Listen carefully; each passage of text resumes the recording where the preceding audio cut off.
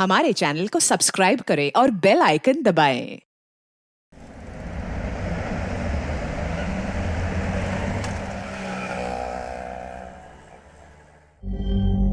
हमने कभी भी आप लोगों की बात नहीं टाली। आज जब हम अपनी पसंद से शादी करना चाहते तो आप लोगों को ऐतराज क्यों? और वैसे भी आप लोग तो हमारे शादी करने से रहे। हमको आईना दिखाने से पहले ना इधर आ। देख देख अपने आप को, शकल देख अपनी। बता किसके हाथ मर दी इस कंचन सी काया को? ना शकल ना सूरतिया, बना दो हमको दुल्हनिया। और वो जो लट्टू हुआ फिर रहा है ना तेरे पीछे, अंगूर की बेल की तरह चिपका पड़ा है, अरे वो कोई बहरूपिया है। चाहे कोई कितना भी बदसूरत क्यों ना हो, लेकिन एक माँ के लिए उसके बच्चे कभी बदसूरत नहीं होते, ऐसा कहता है अनमोल। और वो ये भी कहता है कि मैं जो हूँ, जैसे भी हूँ, मैं जैसे भी दिखती हूँ, उसको कोई फर्क नहीं पड़ता।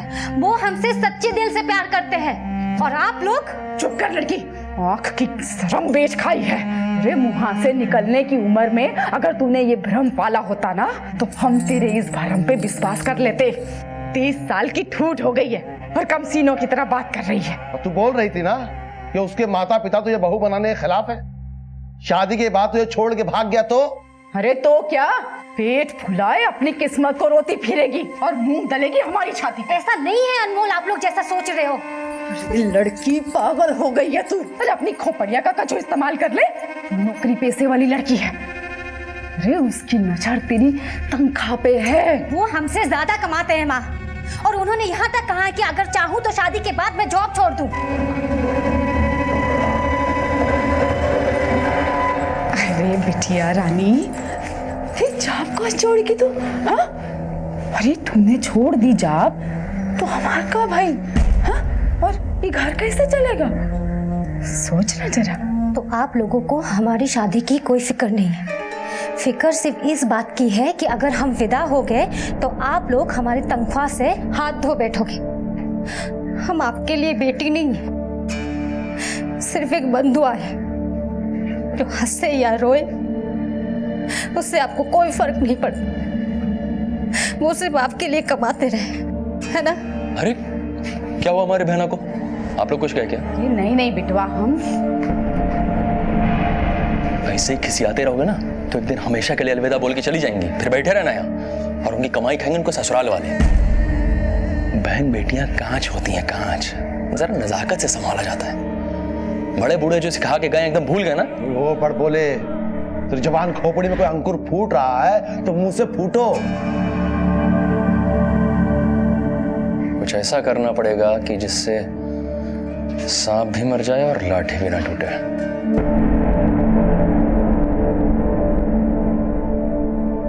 माता पिता और संतान का रिश्ता किसी लेन देन के तराजू में नहीं तोला जा सकता, क्योंकि ना तो संतान कभी अपने माता पिता का कर्ज चुका सकती है और ना ही माता पिता अपना दायित्व किसी एहसान की तरह से निभाते हैं। लेकिन अगर इस रिश्ते में निजी स्वार्थ हावी हो जाए तो नुकसान इसी रिश्ते को भुगतना पड़ता है। बहन बेटी की शादी की चिंता हर माता पिता और भाई को होती है, लेकिन माधुरी के माता पिता और भाई इस चिंता से ग्रसित थे कि अगर माधुरी की शादी हो गई तो उनकी आर्थिक समस्याएं बढ़ जाएंगी, क्योंकि सभी माधुरी की कमाई पर निर्भर थे। कम सुंदर होने को अपनी शादी ना होने की वजह समझने वाली माधुरी ने अब अपनी पसंद का जीवन साथी ढूंढ लिया था और उसी के साथ शादी करने का उसका अड़ियल रवैया माधुरी के परिवार के गले की हड्डी बन चुका था। और लालची इंसान अपनी मजबूरी में भी फायदा उठाने की सोचता है, और यही वजह थी कि करीबी रिश्ते साजिशों का खेल खेलने की फिराक में थे।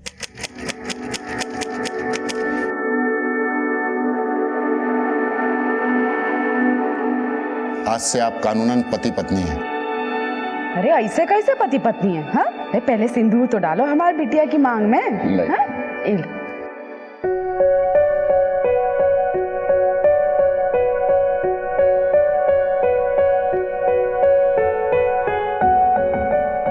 अच्छा, अब हमें इजाजत दीजिए।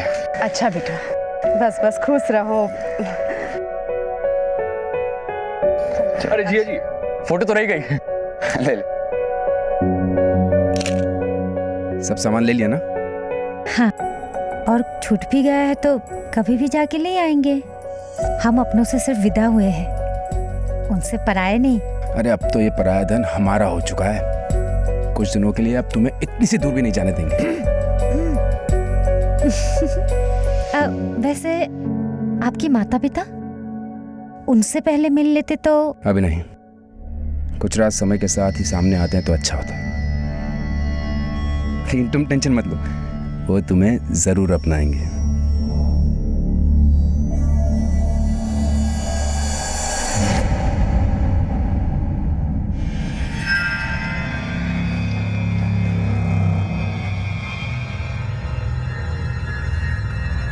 अरे यहाँ तो ताला लगा हुआ है, अब क्या करें? महेश बेटा तू दोबारा फोन लगा। आप जिस नंबर को डायल कर रहे हैं अरे क्या वो हुआ? इस समय स्विच ऑफ है। फोन लग नहीं रहा। अनमोल को लगा ना। हाँ आप जिस नंबर को डायल कर रहे हैं वो इस समय स्विच ऑफ है। नहीं लग रहा। शादी कब हुई तुम दोनों? सब 5 दिन हो गया। हमारी माधुरी अनमोल जी से बहुत प्रेम करती है।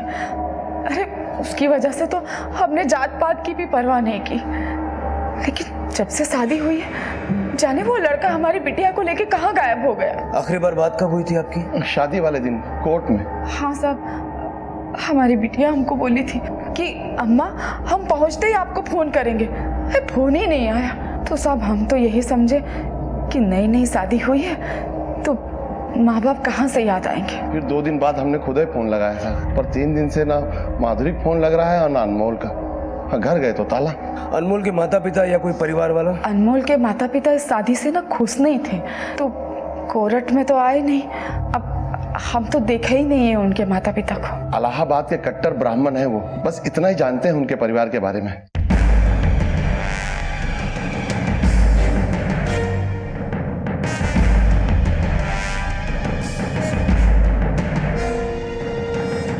सर हमें तो ये भी नहीं मालूम कि उसका नाम अनमोल था। उसकी यहाँ पे किसी के साथ बोलचाल भी नहीं थी। बीवी कहाँ थी उसकी? वो तो अकेले रहता था। इस मकान का मालिक दिल्ली में रहता है। राजेश भाई ने ये मकान किराए पे दिया हुआ है और राजेश भाई एक ब्रोकर है। हाँ साहब, मैंने ही दिलाया था साहब 2 महीने पहले घर अनमोल को किराए पे।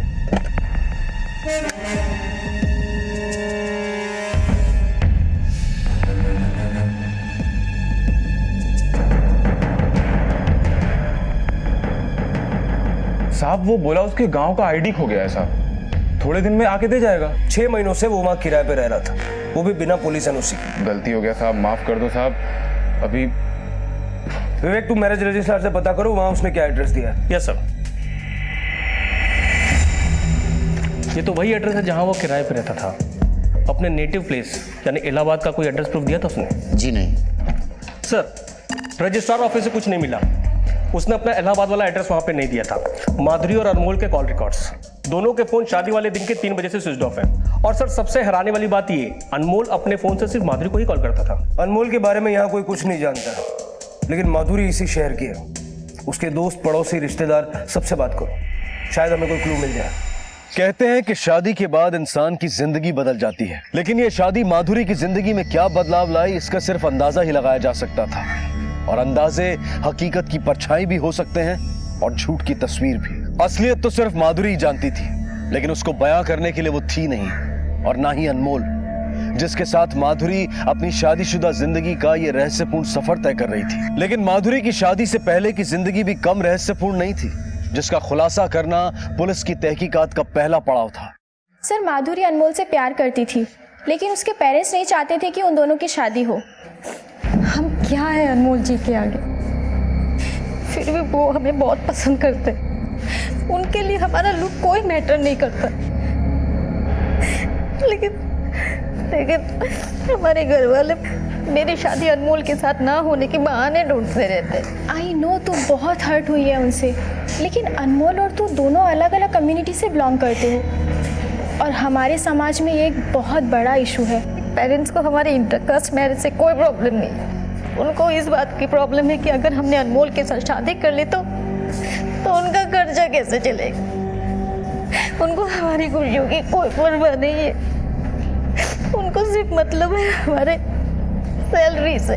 ये माधुरी और अनमोल मिले कैसे? सर फ्रेंड्स बुक पर। माधुरी आज लंच नहीं करना क्या?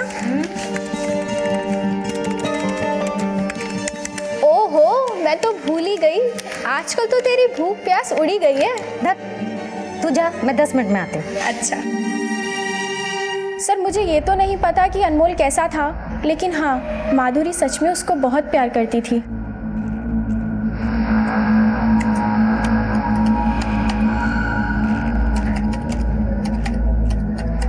सर, इन दोनों ने अपना अकाउंट 28 दिसंबर 2013 को दिन में 3 बजे के बाद डीएक्टिवेट कर दिया था। ठीक उसी दिन दोनों ने शादी की थी और उसी दिन से दोनों का फोन स्विच ऑफ आ रहा है। माधुरी की फ्रेंड के मुताबिक माधुरी के माता पिता इस शादी से खुश नहीं थे, क्योंकि माधुरी उनका बैंक बैलेंस थी।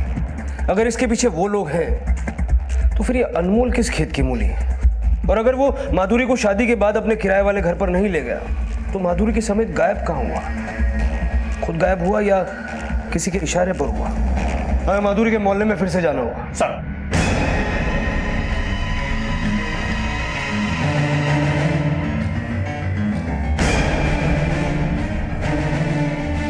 माधुरी का बाप 10 साल पहले ही बेरोजगार हो गया। उसके बेटे ने कभी काम करने की नहीं सोची। बेचारी माधुरी 18 साल की उम्र से ही काम करने लगी इन निखट्टुओं को खाना खिलाने के लिए, और इनको कभी इस बेचारी पर तरस नहीं आया। ये मुफ्त में मेरा राशन खाते रहे और पैसे बेचारी माधुरी चुकाती रही। भैया, ये fairness cream, perfume, hair gel, घी, बादाम, ये सब हमने कब लिया? फेयरनेस क्रीम, फेस वॉश और जेल तुम्हारा भाई, और घी बादाम तुम्हारे पापा ले गए।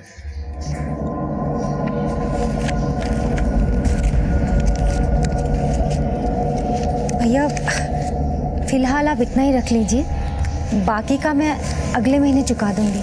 माधुरी देखने में सुंदर नहीं थी साहब, पर दिल की बहुत अच्छी थी। उसकी शादी से 6-7 साल पहले ही हो जानी चाहिए थी, पर करने वालों की नीयत कहाँ थी उसका घर बसाने की। मंजुला बहन, माधुरी की उम्र हो गई है शादी की, उसकी शादी नहीं करोगी? अरे बहन जी, हमारा बस चले तो आज के आज लड़की के हाथ पीले कर दे। अरे लेकिन कोई पसंद तो करे उसको। अब सच तो ये है कि हम कोई धन्नो सेठ तो है नहीं कि मोटा सा दहेज दे के अपना एक खोटा सिक्का चला ले। एक अच्छा लड़का है, ठीक ठाक कमा भी लेता है, उनकी कोई मांग भी नहीं है, तुम कहो तो बात चला। नहीं, हमारा मतलब कहने का ये है कि दरअसल ना माधुरी शादी करना ही नहीं चाहती अब। अरे जब उससे ब्याह की बात करो नट जाती है। बता। फिर एक दिन हम माधुरी से मिले। माधुरी, अरे कैसी है आप? अच्छी हूँ। एक बात बता, तू अपनी माँ के लिए रिश्ते क्यों ठुकरा देती है? देख बेटा, सपनों से घर नहीं बनता, समय रहते शादी कर ले, वरना कोई लड़का हाथ नहीं मिलेगा।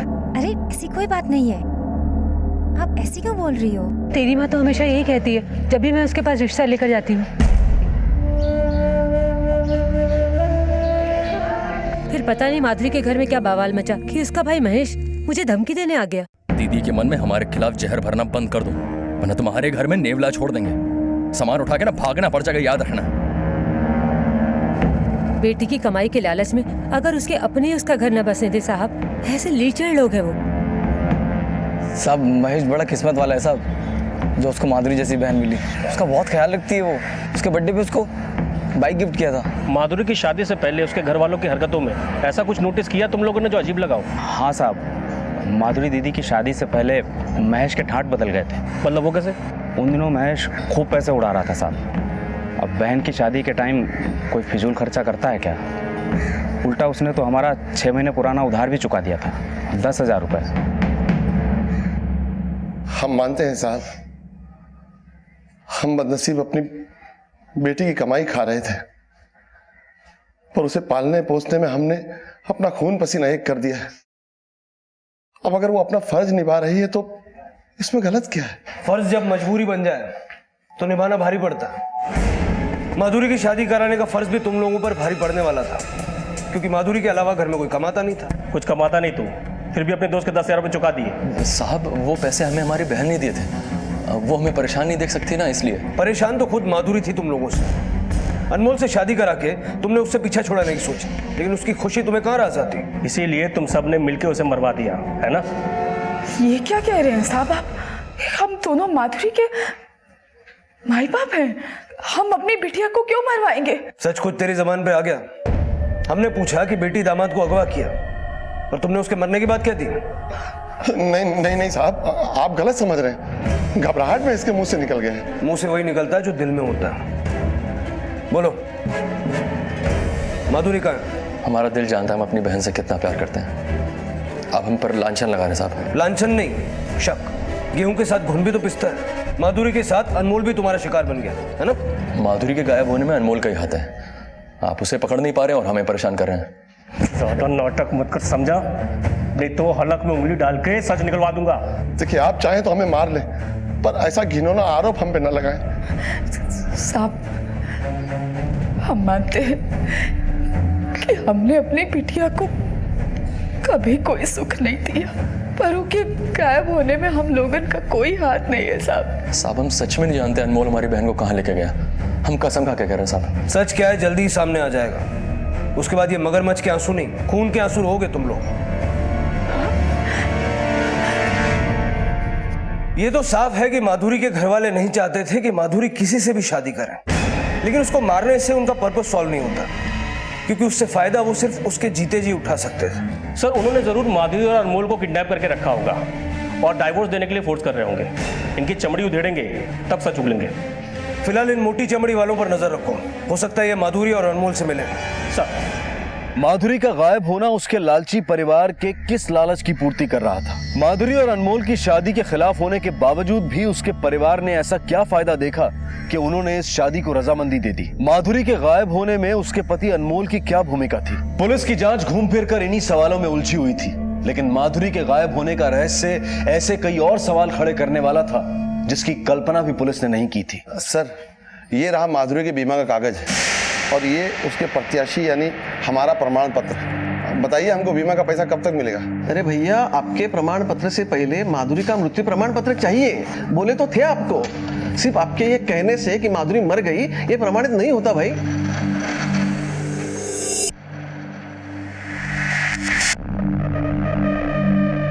सर, माधुरी का बाप उसका बीमा क्लेम करने आया है।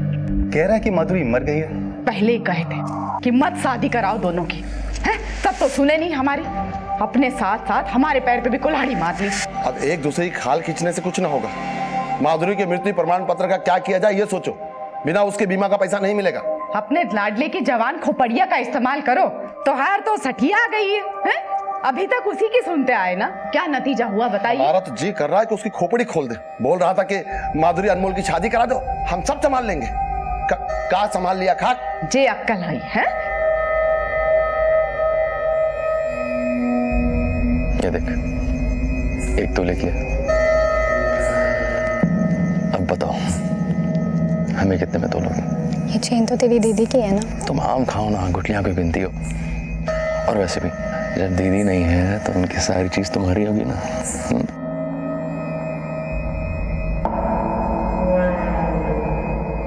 सर, हमें तो लग रहा है कि जब ये लोग अनमोल और माधुरी को शादी करने से रोक नहीं पाए तो उसे मार के उसके बीमा के पैसे खाने की सोची और शादी होने दी, ताकि सारा इल्जाम अनमोल पे आ जाए। तुम कहना चाह रहे हो कि माधुरी का मर्डर हो चुका है और अनमोल अपने आप को बचाने के लिए भाग गया।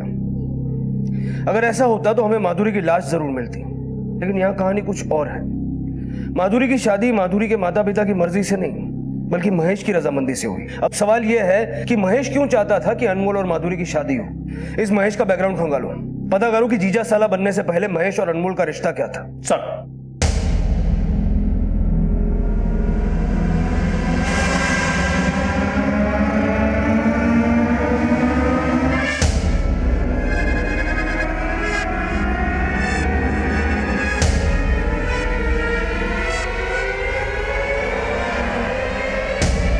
पहले मारपीट, फिर यारी दोस्ती, उसके बाद रिश्तेदारी। क्या चक्कर चल रहा था तेरा अनमोल के साथ? चक्कर? कैसा चक्कर साहब? साहब आप सही समझे साहब। मेरा और अनमोल का रिश्ता झगड़े से शुरू हुआ था। वो हमारी बहन माधुरी का पीछा करता था साहब।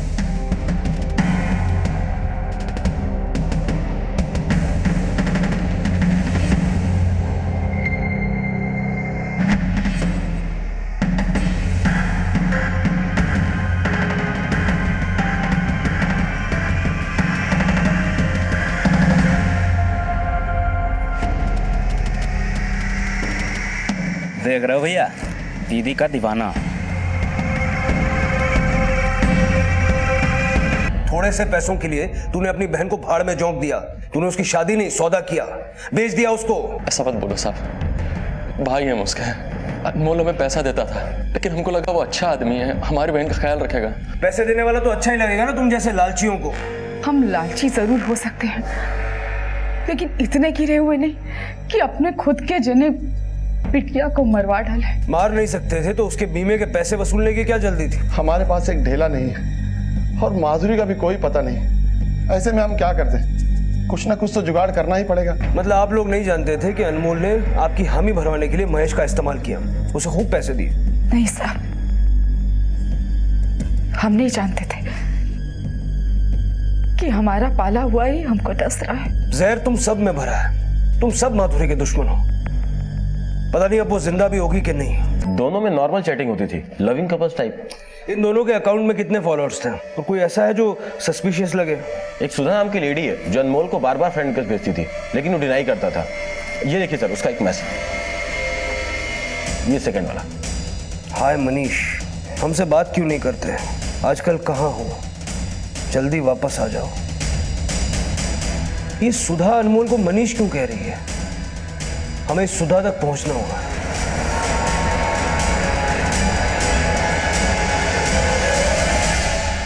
जी, हमारा नाम ही सुधा है। इसे जानती हो?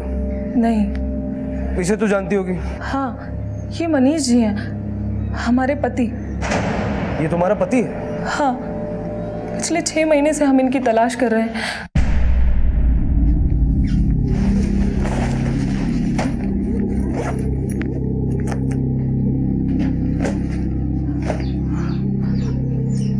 आप कहीं जा रहे हैं जी? और उस दिन के बाद वो आज तक लौट के नहीं आए। क्या वो तुम्हें हमेशा पीटा करता था? नहीं सर, पर उन्हें गुस्सा बहुत आता था।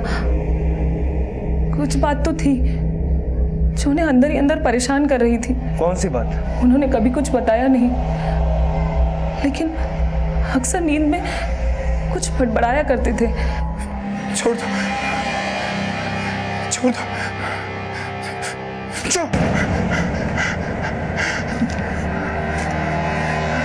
क्या हुआ? हम कई महीनों से उनकी तलाश में थे। फिर एक दिन अचानक हमने उनकी फोटो सोशल नेटवर्किंग साइट पर देखी। हमने उनको कई सारे मैसेज भी किए, पर उनका कोई जवाब नहीं आया। उसे कोई दिमागी बीमारी थी? नहीं, पर अचानक से उनका मूड चेंज हो जाता था और इतना गुस्सा आता था कि अपना आपा खो बैठते थे।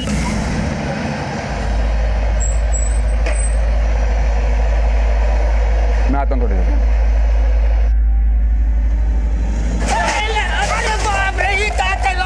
अंधा है क्या? तेरे बाप की और गुस्से में इतने पागल हो जाते थे कि किसी की भी जान ले सकते थे। मनीष के माता पिता? पिता का देहांत तो उनके बचपन में ही हो गया था और उनकी माताजी से उन्होंने हमें कभी मिलवाया नहीं। बस इतना बताया कि वो विकासपुर में कहीं रहती हैं। मनीष उसी वक्त सुधा को छोड़कर गया था जब सोशल नेटवर्किंग साइट पर अनमोल का अकाउंट क्रिएट हुआ था। इस औरत की कहानी क्रॉस वेरीफाई करो। इस मनीष और अनमोल की दोहरी शख्सियत की पहचान ही हमें माधुरी तक ले जा सकती है। एक ही शक्ल के 2 आदमी या फिर 2 नाम रखने वाला कोई बहरूपिया। अनमोल उर्फ मनीष की इस दोहरी पहचान के पीछे क्या राज था? और अगर इस दोहरी पहचान के पीछे वजह माधुरी थी तो फिर अनमोल का मकसद क्या था? क्योंकि माधुरी से शादी करने के बाद अनमोल उसे हासिल तो कर ही चुका था, फिर दोनों को इस तरह से गायब होने की क्या जरूरत थी? क्या इसके पीछे कोई और बड़ा मकसद था? यह जानना बेहद जरूरी था, इसलिए पुलिस ने मनीष से जुड़ी हर बात की तह तक जाना शुरू कर दिया। सर, विकासपुर नाम का गांव कटनी के आसपास किसी भी तहसील में नहीं है। इसका मतलब मनीष ने सुधा से भी झूठ बोला। सर, मनीष यादव के बैंक स्टेटमेंट और फाइनेंशियल रिकॉर्ड्स। सर, ये मनीष यादव तरिया गांव के किसी सहकारी बैंक से हीरा देवी नाम की औरत को पैसे ट्रांसफर किया करता है। और सर 6 महीने पहले किसी सतीश यादव ने बहरीन के अकाउंट से मनीष यादव के अकाउंट में 10 लाख रुपए ट्रांसफर कराए। मनीष यादव, सतीश यादव और ये हीरा देवी यादव, पता करो इन 3 यादवों के बीच में कनेक्शन क्या है।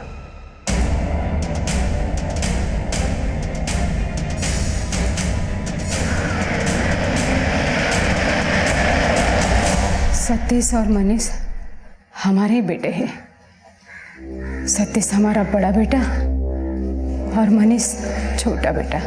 ये दोनों आपको हर महीने पैसे भेजते हैं? हाँ, हम माँ हैं उनकी। आपके दोनों बेटे आजकल है कहाँ? सतीश तो सालों पहले विदेश चला गया है और मनीष तो कटनी में कहीं नौकरी कर रहा है। इसे जानती हैं आप?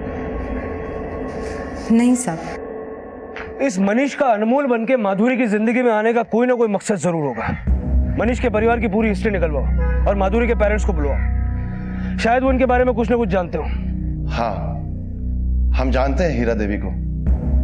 वो हमारे ही गांव की थी। कुछ 15-18 साल पहले गांव वालों ने उसे गांव के बाहर निकाल दिया था। क्यों?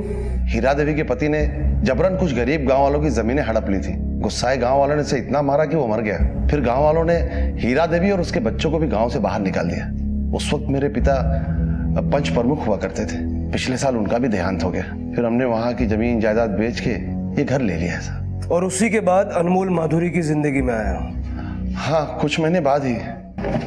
सर, मनीष का भाई सतीश इंडिया में ही है। मैंने पासपोर्ट ऑफिस में पता किया। सतीश उसी वक्त इंडिया आ गया था जिस दौरान मनीष उर्फ अनमोल का माधुरी से चक्कर चल रहा था। मतलब वो भी अपने भाई के साथ मिला हुआ है।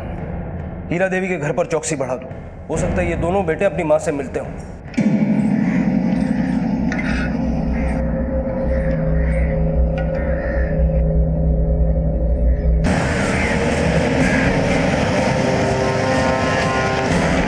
सर, माधुरी ने इसी लोकेशन से फोन किया था। हमें माधुरी को जल्द से जल्द ढूंढना होगा विवेक।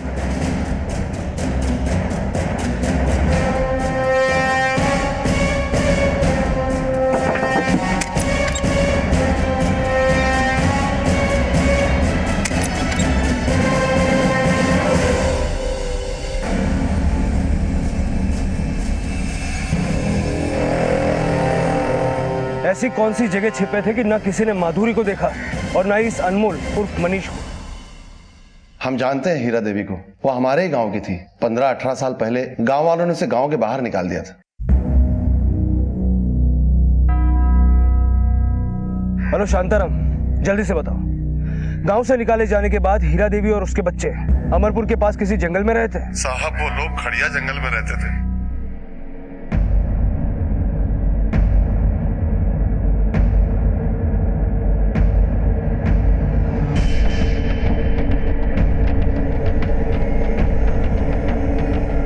शायद यही है। आसपास देखो।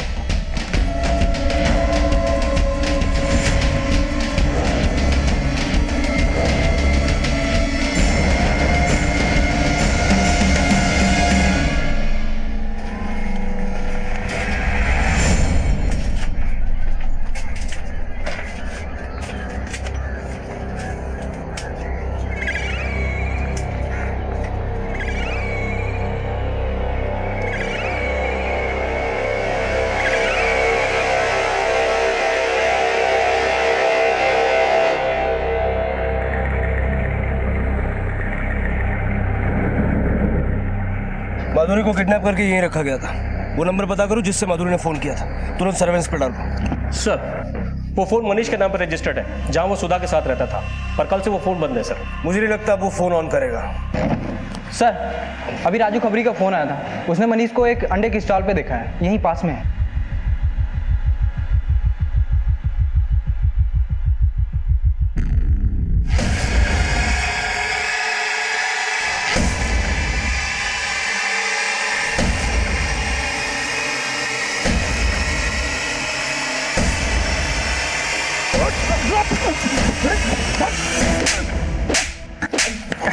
बोल, कहाँ है माधुरी?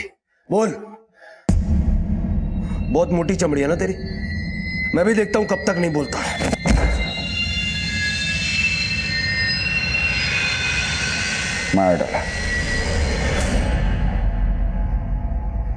मार डाला हमने माधुरी को।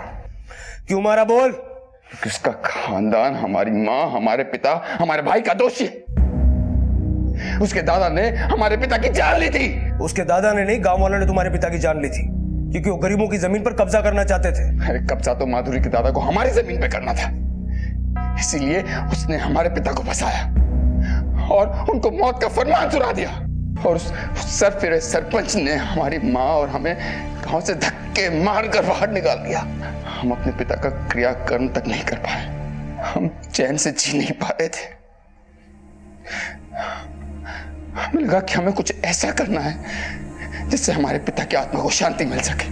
जब उस सरफिरे सरपंच ने हमारी कब्जा की हुई जमीन की बिक्री की, तब हमें उसकी नस्ल का पता चला। हमें देखा कि उसका पूरा परिवार माधुरी की कमाई पे जी रहा है। बस तभी हमने माधुरी को उससे छीनने की ठान ली। पहले हमने माधुरी को प्यार के जाल में फंसाया,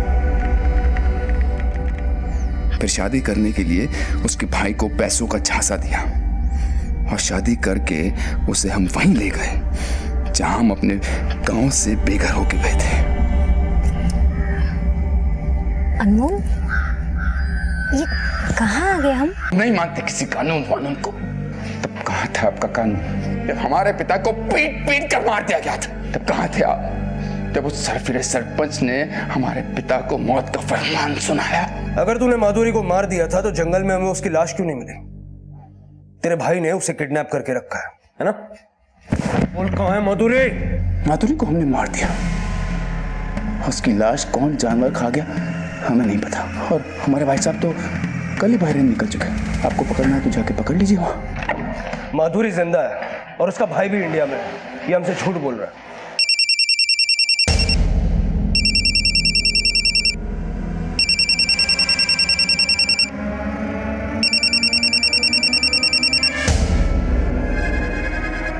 हेलो मनीष,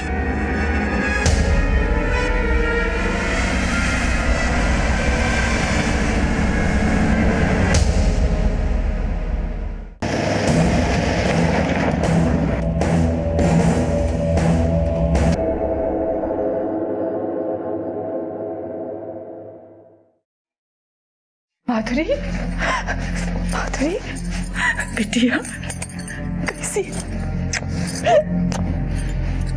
बिटिया अपने माँ को माफ कर देना, बहुत गलती हुई हमसे। बहुत नहीं माँ, हम ही गलत थे। आपने सही कहा था, हम जैसी बदसूरत लड़की से बिना मतलब का कोई शादी नहीं कर सकता।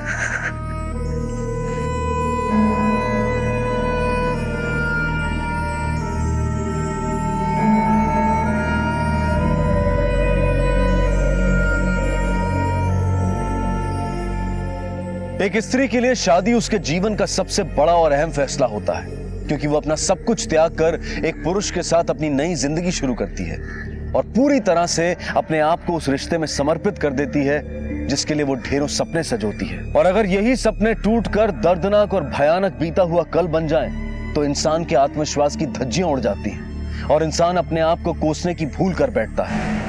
और माधुरी के साथ भी ऐसा ही कुछ हुआ था। और मनीष ने अपने अपराध को अंजाम तक पहुंचाने के लिए जो दलीलें दी थी, वो भले ही उसके पिता और उसके परिवार के साथ हुए अन्याय की कड़वी हकीकत को बयां करते हों, लेकिन इसका मतलब ये नहीं कि इंसान कानून को ताक पर रखकर खुद ही हिंसक बन जाए। मनीष और उसके भाई को एब्डक्शन, किडनैपिंग और अटेम्प्ट टू मर्डर के केस में अरेस्ट किया गया है।